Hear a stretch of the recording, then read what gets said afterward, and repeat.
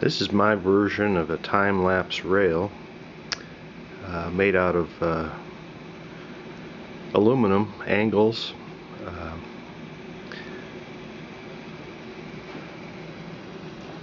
It's approximately 4 feet long, and it's driven by an all-thread, nylon all-thread, which gives it a little bit of flexibility so it doesn't bind.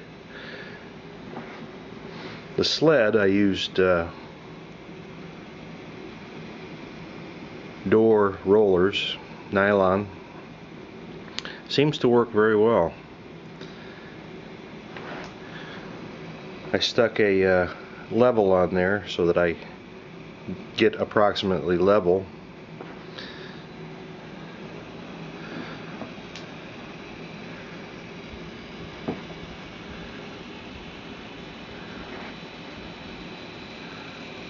The motor I got was a 6 revolution per minute motor, servo motor, and a speed controller from Servo City. The attachment frankly was something that I had laying around and attached it to their aluminum bracket that fit on the spindle.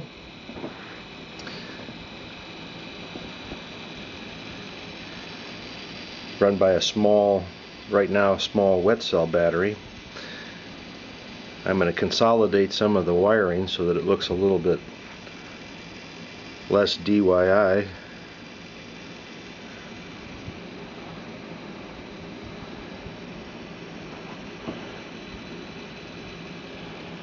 I built into the system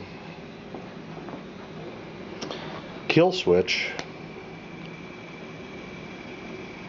so when the sled gets to the end, it'll actually stop the motion. Otherwise, it runs it right over the other end. To bypass and reverse, I put a switch in there so that I can run it back the other way.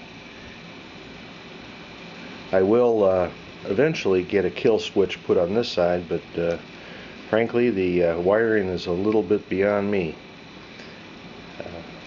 But I'll work on it, and it should work just fine.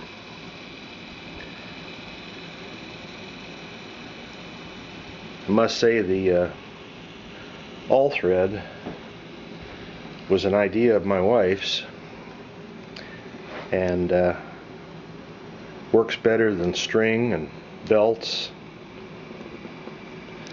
The bracket at the end is a copper tubing, and I welded onto a brass plate, and it just sits in there and rotates, and I give it a little bit of lubrication, but seems to not bind or in need of anything else. We're getting close to the kill switch.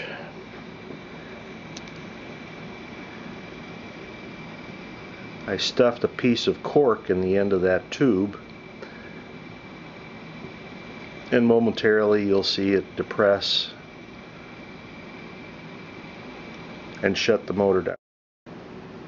Okay, the kill switch has turned off the motor.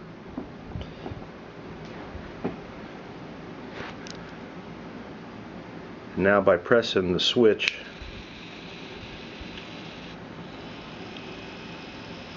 I can go back the other way. It won't bind up.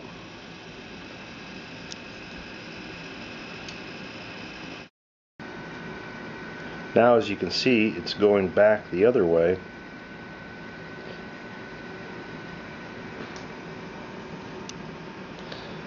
At full speed,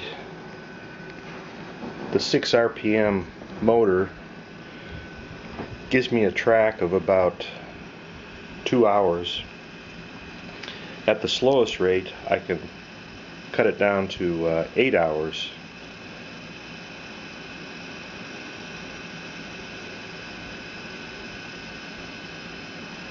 The nice thing about this is I can